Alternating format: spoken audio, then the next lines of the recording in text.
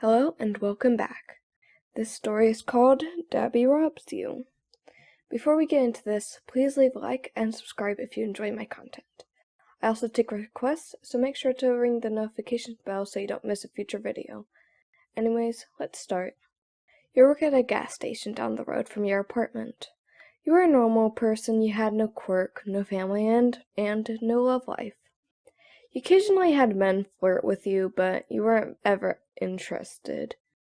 You were working the evening shift today. It was going to be midnight soon, which is when your shift ended.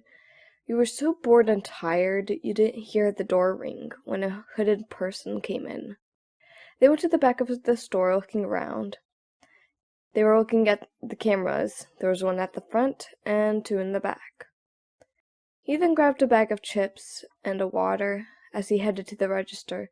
He arrived, standing in front of you. You were dozing off. "Oi," he called to you, placing the chips and drink in front of you. You were still dozing off and you barely reacted to him. "Oi," he yelled this time. You jolted awake. "Huh?" You looked around, then at the food. "Oh, right," you muttered, grabbing the food and scanning it. "You all right there?" the man said, leaning on the counter. "Huh? Oh yeah, I'm fine," you said sleepily. "Busy day?" he asked, as you stuck the food in a bag.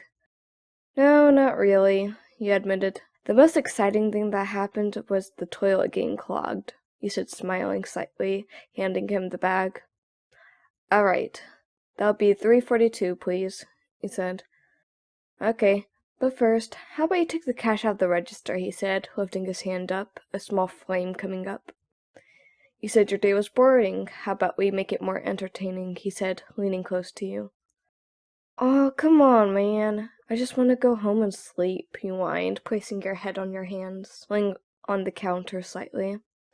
"You can do that, but first give me the cash," he said, making the flame bigger and putting it next to your face. You said, closing your eyes. "Warm," you muttered, moving your face closer. He pulled his hand back. "What the hell is up with you? I'm robbing the store, you know that, right? Plus, you must just burnt yourself doing that," he said, sort of yelling at you. "One, I'm sleepy and just want to lay down. And two, are you worried about me? A person you don't know," he said, lifting up your fingers as you stated that. He looked at you. "What? Like how I'd care about you," he said, annoyed. "So you do care about me?" you asked, half asleep again now. "What the fuck? This person's strange as hell," Dabi thought to himself. "Okay, how about this? You open the cash register, I tie your hands up, and you can take a nap on the ground then," he said, wanting to leave already. "I would do that," he said. "But then I wouldn't get paid," you told him. "Oh my freaking gosh! Just give me the money or I'll kill you!" he yelled. You were getting on his nerves somehow. Fine, he said, raising your hands up and opening the cash register. "Finally!" he yelled triumphantly. Triumphantly.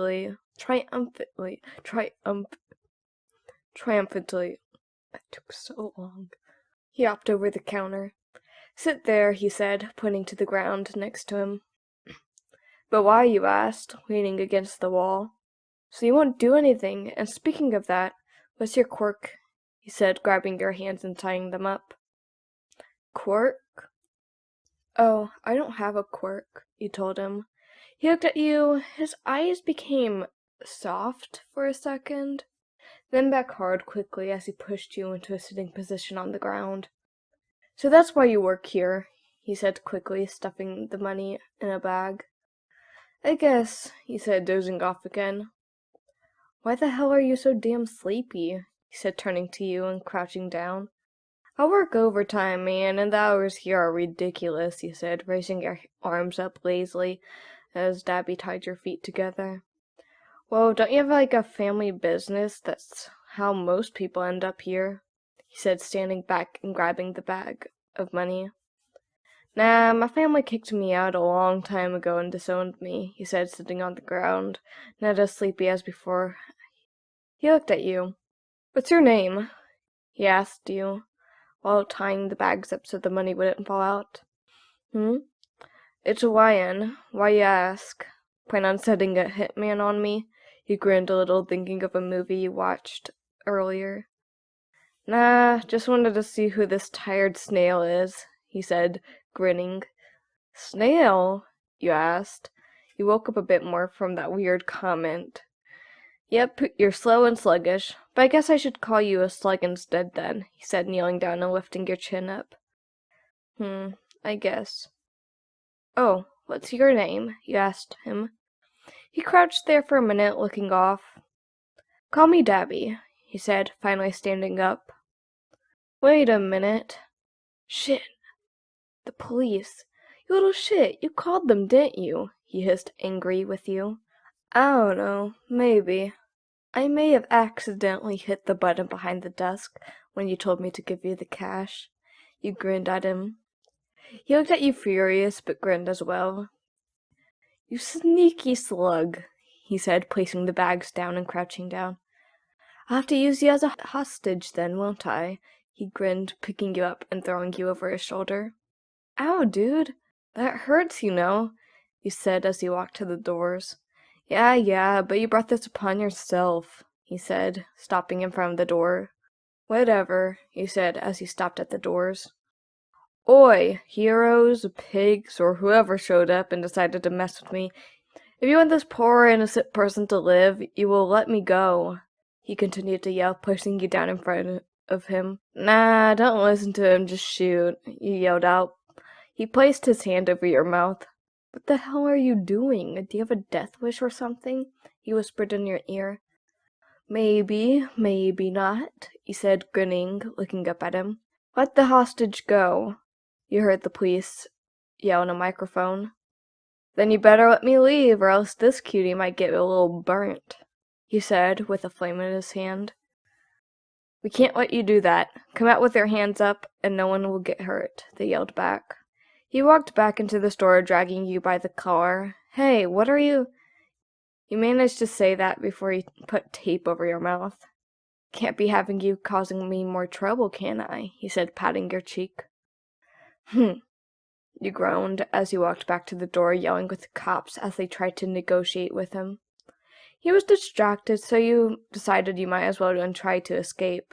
You started crawling towards the other end of the shelf he had set you against. The edge of the shelf had been broken, causing a sharp ridge, which a few times you cut yourself when stalking the shelves. You were halfway now, really tired still. Even though you could take the tape off, you didn't, just in case you hurt yourself and made a loud noise by accident. You reached the end and started rubbing the zip tie against the shelf. You heard Dabi yell at the cops, which caused you to look over at him to see if he had spotted you. Your hand slipped, causing you to cut yourself badly against your arm. You groaned loudly as the blood flowed from your arm. The zip tie had broken off, and without thinking, you quickly ripped the tape off with your arm. Ah, you groaned from the pain, looking at the blood. What the hell happened? You heard Dabi yell at you, running quickly to you. You tried to shuffle away using your arms, but instead you just caused a streak of blood to show up on the ground. You pulled your arm up, holding it because of the pain as you fell on your back. Ah, ha, ha. You groaned / laughed. Holy shit, how did you do this? He said, kneeling it beside you. Stupid shelf, he said, pointing at the broken part of the shelf. God damn it. Are there any bandages in here? He asked. He asked you, looking around. Huh? You suddenly care about me, eh? He said, grinning, but faded quickly as you felt another sharp pain as more blood came out. Like hell, just tell me. I can't have my hostage die. You're my bargaining chip, he said, standing up now, looking into the other shelves.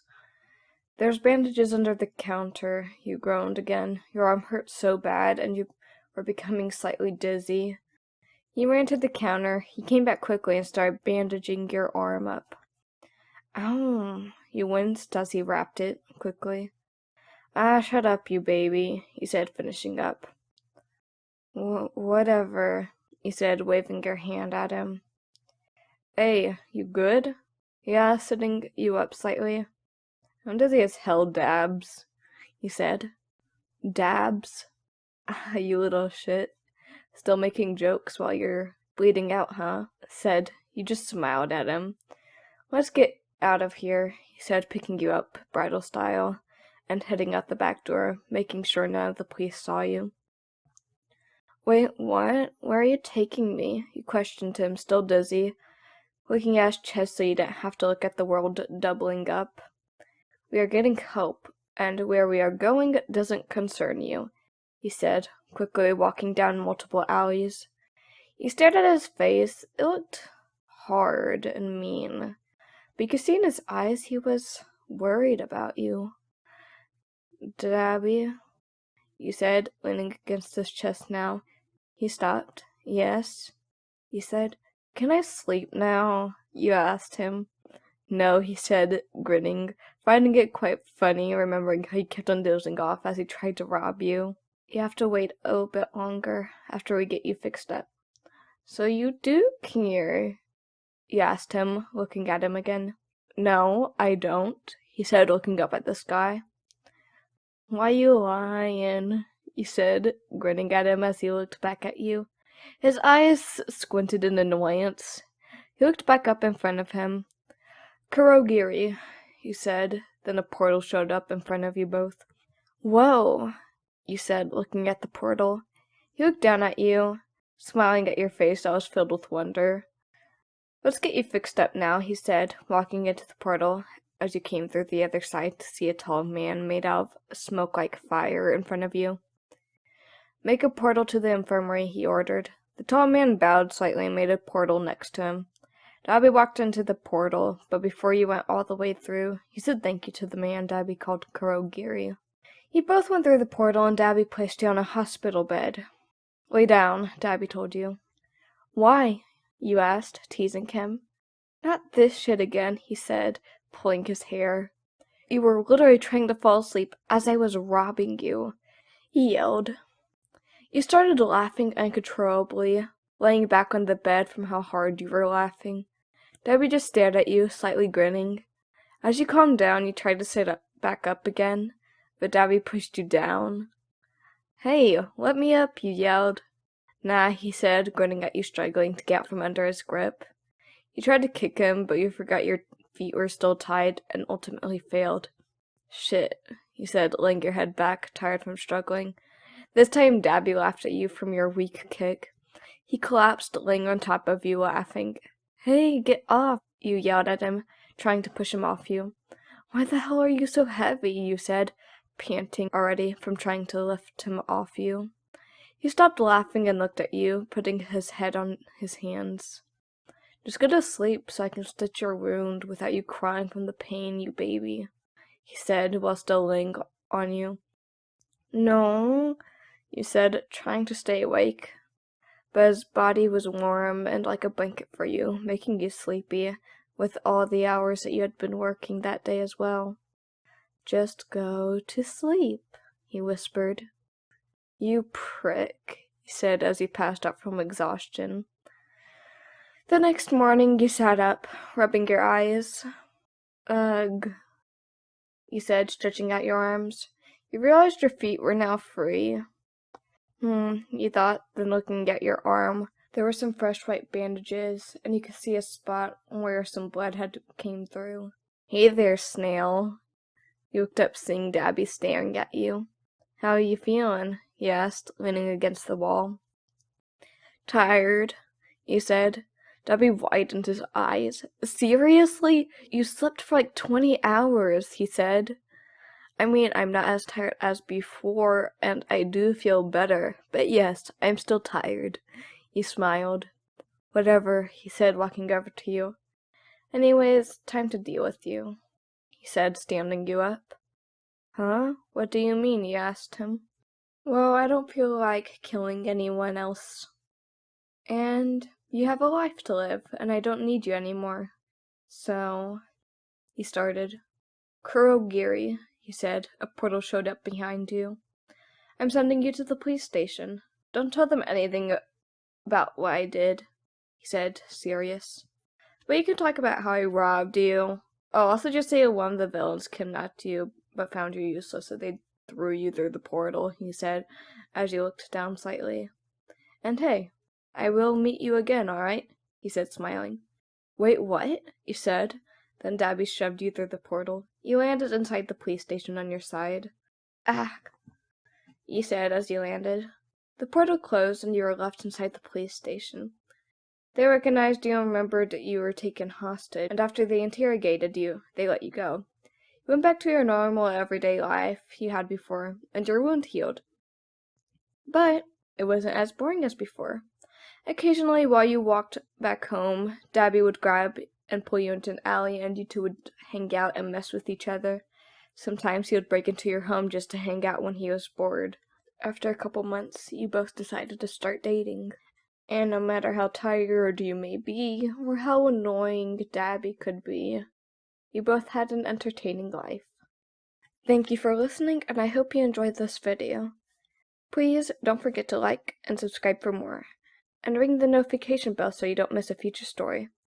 Anyways, bye-bye. See you in the next one.